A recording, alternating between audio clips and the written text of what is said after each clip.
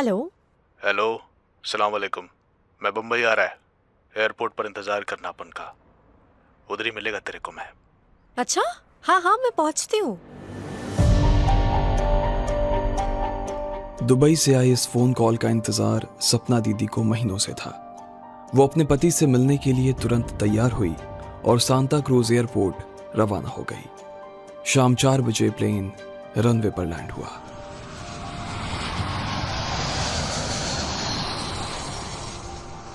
Exit gate पर सपना दीदी अपने पति अशरफ का बेसब्री से इंतजार कर रही थी। तभी पुलिस सायरन ने उसके कान खड़े कर दिए।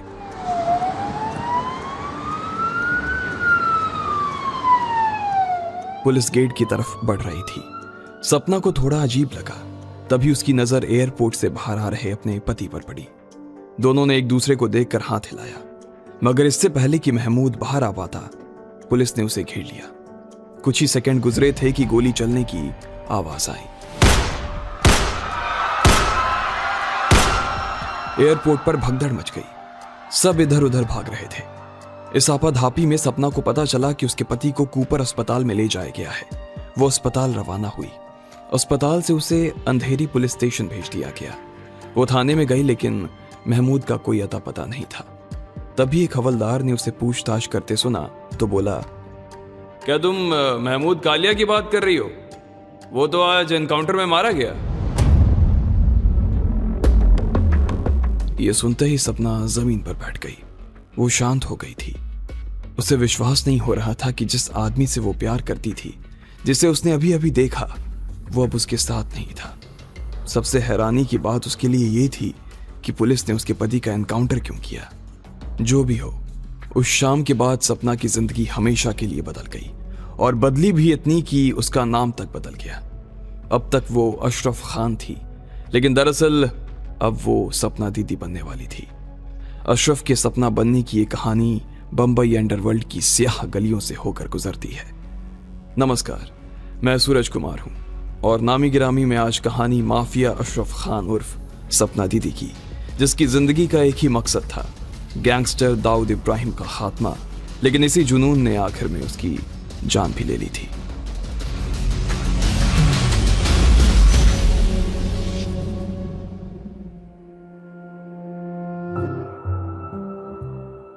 कालिया की मौत से टूट चुकी अशरफ उर्फ सपना अब तक सदमे में थी।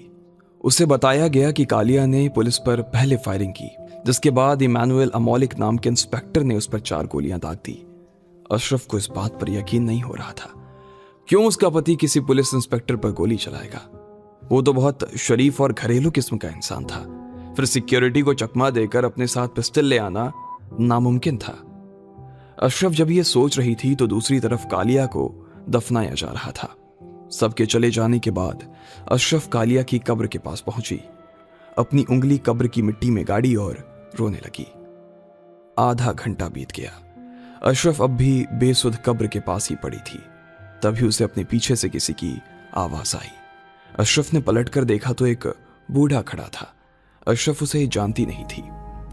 अशरफ ने जब उससे उसकी पहचान पूछी तो उसने अपना नाम उस्मान बताया और बोला, बेटी, मैं महमूद कालिया को जानता था। पुलिस ने उसे एनकाउंटर में नहीं मारा, उसे तो पुलिस के हाथों मरवाया गया है। किसने मरवाया मेरे शौहर को? अशरफ ने सवाल किया। जिसने मरवाया है वो भारत में नहीं, दुबई में है। दाऊद इब्राहिम नाम है उसका। उसके किसी काम को करने से कालिया ने मना कर दिया था, और इसीलिए उसने कालिया को मरवा दिया। अगर ये सच है तो मैं उसे नहीं छोड़ूंगी, अशरफ ने कहा। यह सुनने के बाद उस्मान खामोश रहा और बोला, यह इतना आसान नहीं है, लेकिन हो जरूर सकता है। एक आदमी है जिससे दाऊद की पुरानी दुश्मनी है, वो इसमें तुम्हारी मदद करेगा। सब उसे हुसैन उस्तरा बुलाते हैं। उस्मान की ये बात सपना के दिल में घर कर गई। अब वो हुसैन उस्तरा से मिलने वाली थी।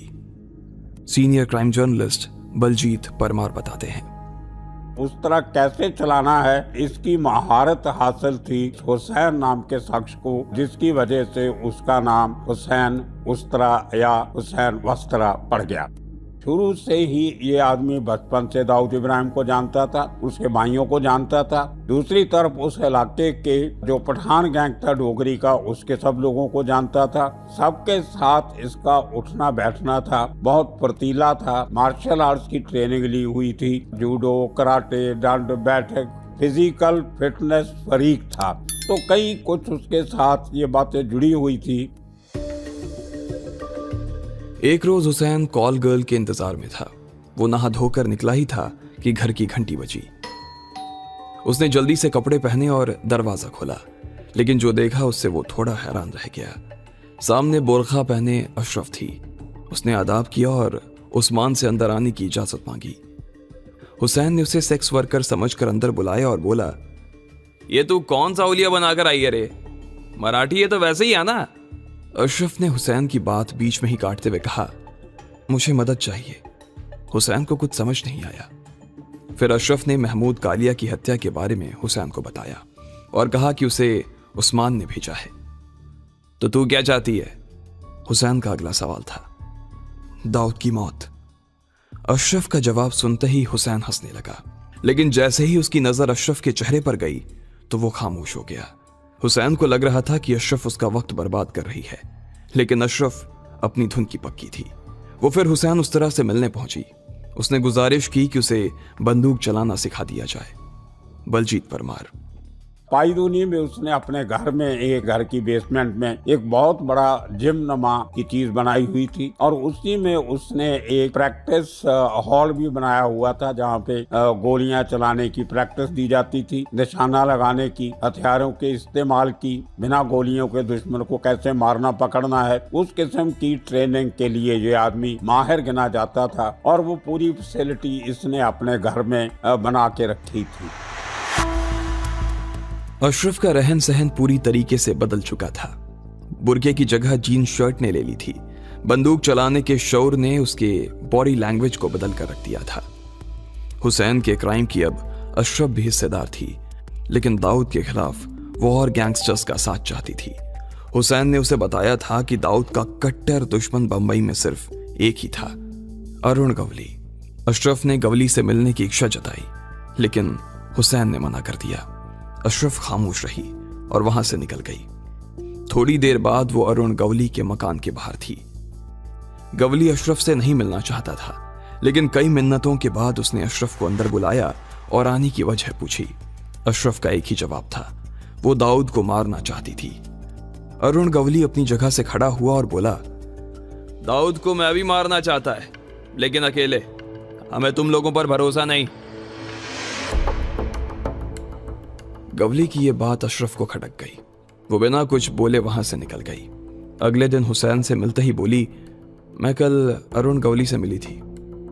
ये सुनते ही हुसैन चौंक गया। उसे इस बात की जरा भी उम्मीद नहीं थी। वो अशरफ से सारी बातें सुनना चाहता था। अशरफ बोली, वो क्या है हुसैन कि वो हिंदू डॉन है और मैं मुसलमान, इसलिए वो मुझ पर भरोसा नहीं कर पाया रे। मुझे अपना नाम बदलना पड़ेगा हुसैन। मेरा सपना है कि मैं दाऊद को मारूं, इसलिए आज से ना मेरा नाम सपना होगा। अशरफ ने खुद का नामकरण कर दिया था। सपना का जन्म हो चुका था, जिसे लोग आने वाले वक्त में सपना दीदी बुलाने वाले थे। आज तक में क्राइम जर्नलिस्ट तंसीम हैदर बताते हैं। आत्मरक्षा के गुण, हथियार चलाने के गुण, दाऊद के छोटे मोटे धंधों के बारे में गुण, उसके क्या पसंद है ना पसंद है, उसके गुर्गे कहाँ बैठते उठते हैं, ये सारी जानकारियाँ देते लेते दोनों बेहद करीब आ गए थे। और एक दूसरे के बातें शेयर करना, एक दूसरे के पर्सनल बातें थी वो भी शेयर करने लगे थे। और वो हर राय हुसैन उस तरह से लिया करती थी। सपना और हुसैन दुबई में बैठे दाऊद पर हर तरह से चोट करने की कोशिश में लग गए। बंबई में दाऊद के धंधे, हवाला से आ रहे पैसों को वो ट्रैक करने लगे। उन्हें लोहे के गर्म होने का इंतजार था ताकि वो जोर से हथौड़ा मार सके। तभी एक दिन हुसैन ने सपना से कहा, सपना हमें नेपाल जाना होगा रे। स्मगलिंग और हवाला का पैसा ना दाऊद का उधर से ही ऑपरेट हो रहा है। हमें और इन्फॉर्मेशन की जरूरत पड़ेगी। सपना तैयार हो गई। अगले ही दिन दोनों नेपाल के लिए निकल पड़े। वहां हुसैन का दोस्त दोनों का इंतजार कर रहा था। अपने दोस्त की मदद से हुसैन और सपना ने दाऊद के काले कारनामों के बारे में पता लगाना शुरू किया और पुलिस को उसकी जानकारी देने लगे। दाऊद के ठिकानों पर अचानक से छापेमारी तेज हो गई। बंबई में दाऊद के धंधे संभाल रहे छोटा शकील को इसकी भनक पड़ गई। वो अपने नए दुश्मनों की पड़ताल करने निकला, लेकिन नाकाम रहा। दाऊद को नुकसान पहुंचाकर हुसैन और सपना खुश थे, लेकिन असल मकसद उसका खात्मा था। लेकिन इससे पहले कि यह हो पाता, उनमें से एक अपने मकसद से भटक गया। हुसैन सपना से इश्क करने लगा था। वो उसे बताना चाहता था, लेकिन उसे डर था कि कहीं सपना उसे छोड़ कर ना चली जाए। एक शाम को हुसैन अपने घर पर बैठा था। उसने देखा कि सपना भागते हुए उसके पास चली आ रही है। वो डरी हुई लग रही थी। हुसैन ने उसे पानी दिया और पूछा, क्या हुआ? सपना ने बताया कि कुछ लोग उसका पीछा कर रहे थे, उसकी जान लेना चाहते थे। हुसैन ने तुरंत अपने आदमियों को बाहर देखने भेजा, मगर बाहर तो कोई था ही नहीं। हुसैन ने सपना को शांत किया और उसका हाथ पकड़ लिया। सपना को हुसैन की पकड़ मजबूत होती महसूस हुई, तो उसने हुसैन को धक्का दिया और खूब फटकारा। हुसैन ने समझाने की काफी कोशिश की, मगर सपना वहां से निकल गई और कभी नहीं लौटी। यह हुसैन की सपना से आखिरी मुलाकात थी। सपना हुसैन से अलग जरूर हुई थी, मगर दाऊद को खत्म करने का मकसद अब भी जिंदा था। उसने अपना अलग गैंग खड़ा किया, जिसके मेंबर उसे सपना दीदी बुलाते थे, तंजीम हैदर। तब तक सपना काफी कुछ सीख चुकी थी और अंडरवर्ल्ड की दुनिया में बहुत आगे निकल चुकी थी। उसका हाव भाव, रहन सहन, कपड़े, स्टाइल, जीन्स टॉप पहनना, बहुत ही एक बोल्ड अंदाज में रहना। कई कुछ IPS ऑफिसर हैं बताए जाते हैं उस जमाने के, उनसे उसकी जान पहचान दोस्ती हो गई थी। कई एक दो पॉलिटिशियंस थे दिल्ली में जिनसे उनसे दोस्ती हो गई थी। तो कुल मिला के एक अब बड़ा नेक्सस तैयार हो चुका था। कई ऐसे छुटपुट गैंगस्टर थे, वो उसके टच में आ गए थे। पूरी तरह से तैयार थी कि दाऊद पर चोट करनी है। बंबई के क्राइम वर्ल्ड में सपना का भी सिक्का चल निकला था। हुसैन से अलग हुए उसे 2 साल गुजर चुके थे। इन्हीं दिनों सपना ने एक कांस्टेबल संग शादी भी रचा ली थी, जो दाऊद के खिलाफ सबूत इकट्ठा करने में मदद करता था। सपना अब दाऊद से आमने सामने मिलना चाहती थी। वो बस सही मौके के इंतजार में थी, और वो मौका बना दुबई में होने वाला एशिया कप का क्रिकेट टूर्नामेंट। भारत और पाकिस्तान इसमें हिस्सा लेने वाले थे। सपना को खबर मिली कि दाऊद इसके सारे मैच देखने वाला था। उसने अपने कुछ लड़कों को दुबई भेजा और मैच की रिकॉर्डिंग करवानी शुरू की। हर मैच की रिकॉर्डिंग अब सपना तक पहुंच रही थी। उसने दाऊद की हर मूवमेंट पर नजर रखनी शुरू की और शारजाह मैदान का ब्लूप्रिंट बनाने लगी, जहां भारत पाकिस्तान का मैच होने वाला था। सपना का प्लान साफ था। वो पूरे स्टेडियम के सामने दाऊद को गोली मारने वाली थी। उसने अपने कुछ लोगों को इस प्लान के बारे में बताया, लेकिन यही उसकी सबसे बड़ी भूल थी, क्योंकि उन दिनों दाऊद के लोग हर गैंग में होते थे। एक ऐसा ही लड़का सपना के गैंग में भी था। उसने ये खबर दाऊद के राइट हैंड छोटा शकील को लीक कर दी। मैच में अब कुछ दिन ही बाकी रह गए थे। सपना का प्लान पूरा हो चुका था। अब वक्त था उसे अंजाम देने का, लेकिन उससे पहले ही छोटा शकील के लोगों की उसके यहां दस्तक होनी थी। 1994 की उस रात सपना को तेज बुखार था। वो आराम करना चाहती थी, इसलिए उसने अपने सारे लड़कों को बंगले से हटा रखा था। इलाका शांत था, लेकिन देर रात सपना के बंगले पर हलचल हुई। सपना नींद में थी कि तभी उसका दरवाजा खुला। सामने से 4 लोग हाथ में चाकू लिए सपना की ओर बढ़ रहे थे। बिस्तर पर पड़ी सपना को उन्होंने उठने नहीं दिया। उस पर ताबड़तोड़ छुरे चलने लगे। बाद में मालूम चला कि उस पर कुल 22 वार किए गए थे। अगली सुबह जब मुंबई की आंख खुली तो इस खबर ने शहर में हड़कंप मचा दिया। पुलिस ने जांच शुरू की, लेकिन आरोपी पकड़े नहीं गए। तंजीम हैदर।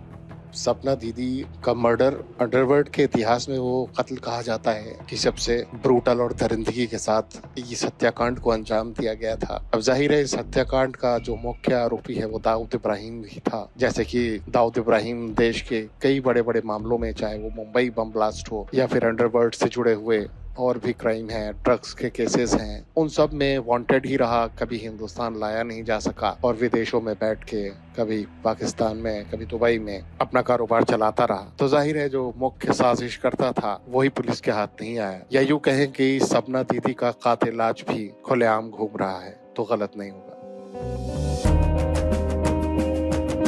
अपने पति की मौत का बदला लेने का सपना पूरा न कर सकी। एक महिला जिसने सिर्फ गृहस्थी संभाली थी, उसने पिस्तौल संभाल कर दुनिया के सबसे बड़े अंडरवर्ल्ड डॉन को खत्म कर देने के मंसूबे बांधे। अगर उसने दाऊद को खत्म किया होता तो शायद वो आज जैसे गुमनाम ना होती, लेकिन नाकामयाबी के बावजूद जुर्म की दुनिया में जो सफर उसने तय किया वो उसे माफिया क्वीन बनाने के लिए काफी था। लेकिन आखिर उसका अंजाम वही हुआ जो हर अपराधी का होता है, भले ही वो किसी भी वजह से अंडरवर्ल्ड में आया हो।